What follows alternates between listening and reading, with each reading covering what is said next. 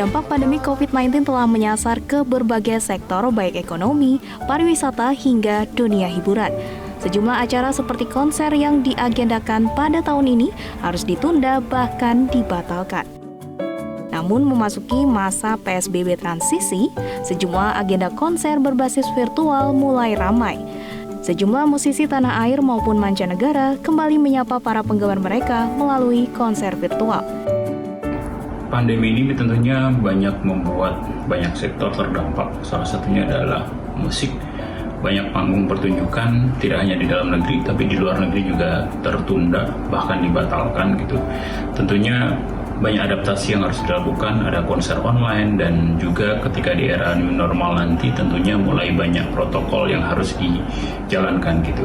Katakanlah misalkan akan ada drive-in concert, tentunya perlu ada protokol kesehatan yang sangat ketat, dan misalkan nanti di gedung pertunjukan sudah mulai bisa dilakukan untuk menjadi sarana untuk konser, tentunya juga perlu ada protokol yang sangat ketat yang biasanya misalkan 500 orang, saatnya mungkin 200 orang. Kafe yang biasanya 100 orang mungkin 50 orang dulu gitu, dengan tetap jaga jarak dan social physical distancing menjadi sangat penting. Maraknya agenda konser virtual para musisi ini tentunya menjadi langkah awal para pelaku industri musik untuk menapaki era normal baru.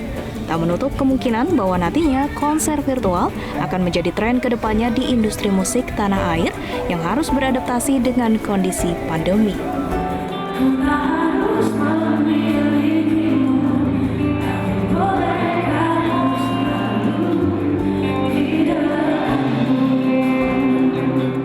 Industri musik menjadi salah satu yang sangat terdampak pandemi COVID-19. Banyak agenda konser yang tertunda bahkan dibatalkan. Namun di masa PSBB transisi ini deretan agenda konser virtual mulai ramai. Sejumlah musisi kembali menghibur penggemar mereka dengan cara yang berbeda.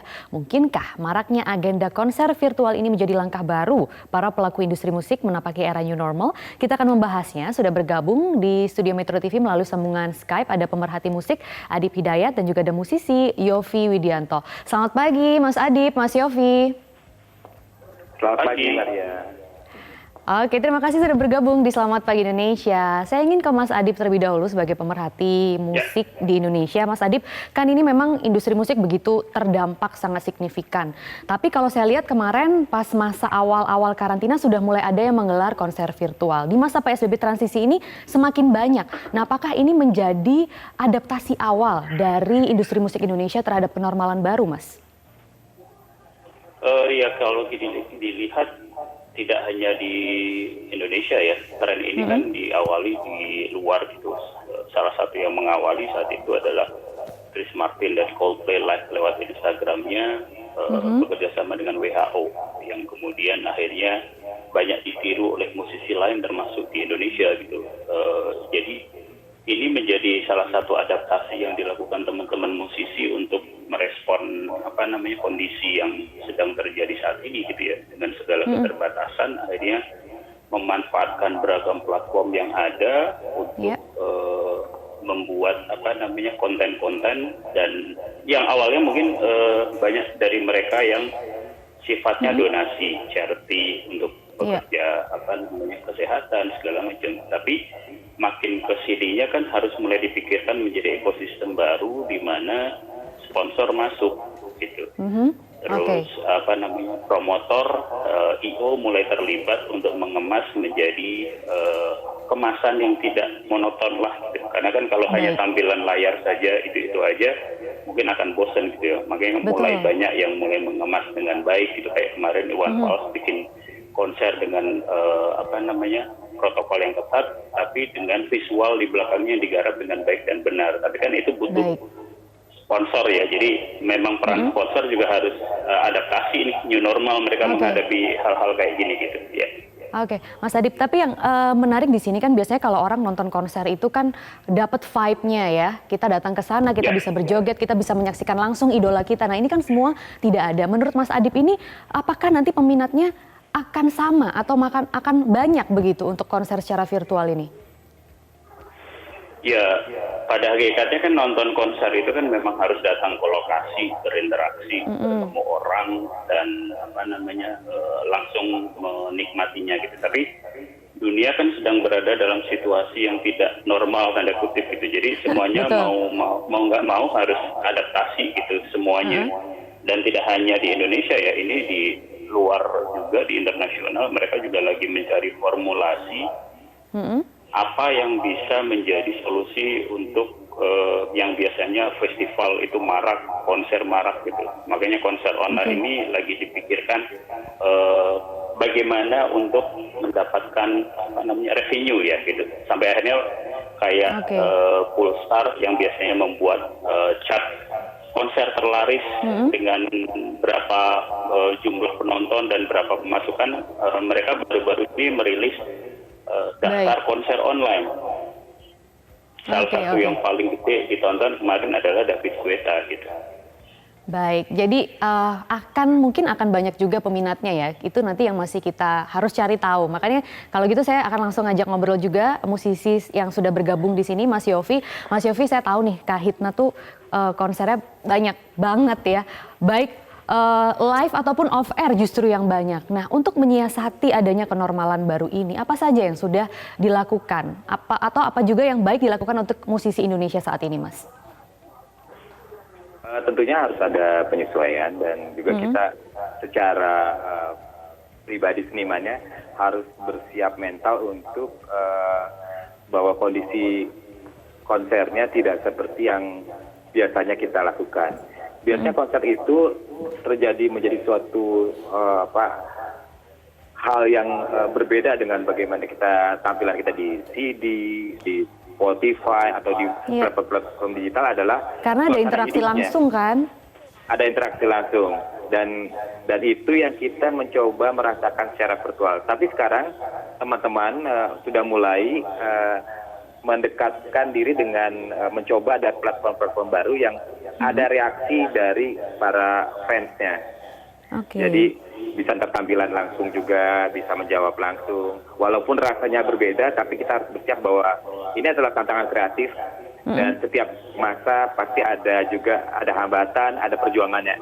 Jadi kalau untuk saya ini ada satu hal yang menarik. Jadi ya kita nikmati sambil kita jalani. Tapi kalau untuk kayak Kahitna itu kan yang terjadi adalah yang biasanya dalam sebulan itu kita ada 22 tempat kita jalan ke seluruh Indonesia, tiba-tiba harus diam di rumah. Nah itulah yang luar biasanya. Nah itu kemarin akhirnya apa saja Mas yang sudah coba dilakukan oleh teman-teman Kahitna untuk istilahnya untuk bisa kembali menyapa para penggemarnya gitu meskipun tidak secara langsung?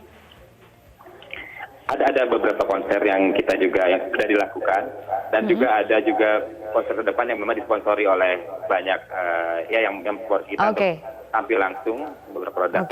Tapi kemarin sama Mas Adib juga sempat kerjasama tuh, saya memang dari rumah main langsung, terus kita lewat Instagram, lewat YouTube itu juga menarik. Yang masalahnya adalah Maria, bagaimana memonetize-nya itu nanti yang lebih punya manfaat buat seluruh senimannya. Nah tapi Mas Yofi biasanya kan kalau kita lagi konser secara langsung itu ada banyak pihak yang membantu, ada banyak pihak yang terlibat. Di sini kan jadinya sedikit begitu ya, jadi minimize gitu. Nah itu lebih sulit atau gimana untuk mempersiapkan konser secara virtual ini atau malah mungkin lebih simpel? Kalau untuk saya lebih sulit karena biasanya tiba-tiba datang ke piano, datang ke keyboard, cuma partitur dan mainkan.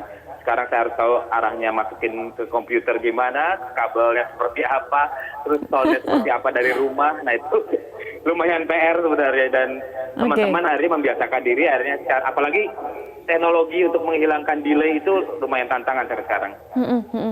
Nah itu sih yang masih terus coba dipikirkan begitu. Nah kalau gitu Mas Adib melihatnya ini perlu ada penyesuaian tidak sih? Karena kan kita tidak bisa mendapatkan suasana normal konser yang biasanya didapatkan oleh para pengunjung konser. Misalnya mungkin penyesuaian dari segi harga atau mungkin dari segi waktu, itu apa yang harus dipikirkan oleh musisi-musisi tanah air untuk penyesuaian konser secara virtual ini? Kalau penyesuaian sebenarnya pada ekosistemnya dulu ya. Jadi yang tadi saya bilang bahwa sponsor, brand juga harus mulai paham itu.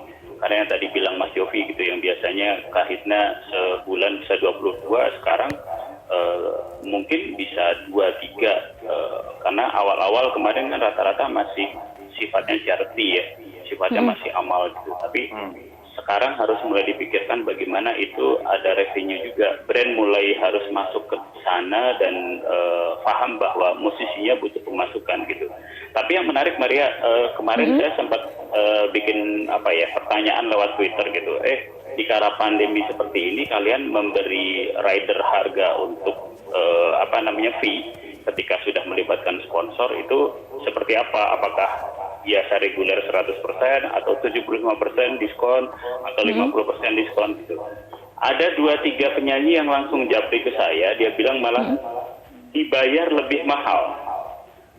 Oh, wow. Karena mereka secara eksploitasi, secara live-nya audiensnya lebih banyak. Dan si brand tidak terlalu memikirkan membayar banyak yang biasanya untuk sebuah kemasan pertunjukan gitu. Misalkan nyewa tempat, sound system yang mahal, tiketing, keamanan segala macam. Jadi masuk akal gitu apa yang dilakukan, yang dijawab penyanyi itu. Dia bilang bahkan sampai 1,5 dari regulernya gitu. Ini penyanyi yang sangat laris, yang hampir tiap hari biasanya sering satu panggung sama Kahitna katanya. Jadi sebenarnya juga adaptasi dari manajemennya juga harus mulai cerdik bagaimana mencari peluang-peluang konsep yang menarik untuk si sponsor juga dan juga untuk si audiensnya. Karena mulai juga beberapa musisi mulai tanpa sponsor tapi jual tiket gitu.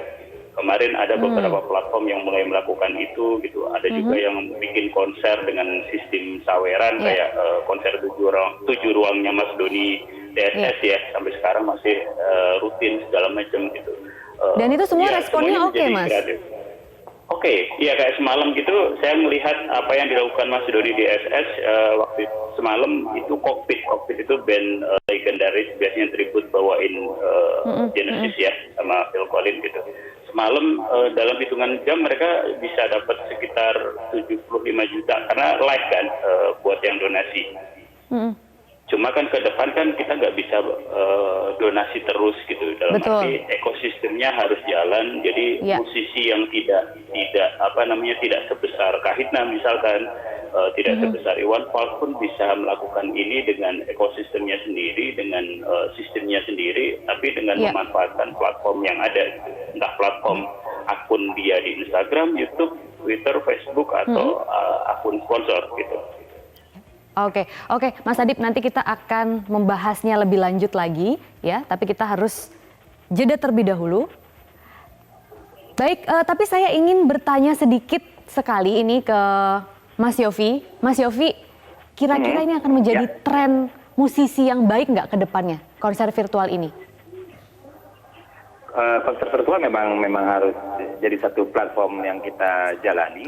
Tetapi kita memang tetap masih punya harapan bahwa di era pandemi ini pun ke depannya kalau sudah semakin aman, kita memang akan sudah juga memulai konser-konser yang langsung di gedung, di tempat, tapi dengan memperhatikan protokol kesehatan dan juga yang tadi bilang, dari 5.000 penonton mungkin kita cuma ambil 1.000 orang, tapi posisi layoutnya harus dirubah dan harganya mungkin harus disesuaikan. Jadi itu jadi tantangan juga.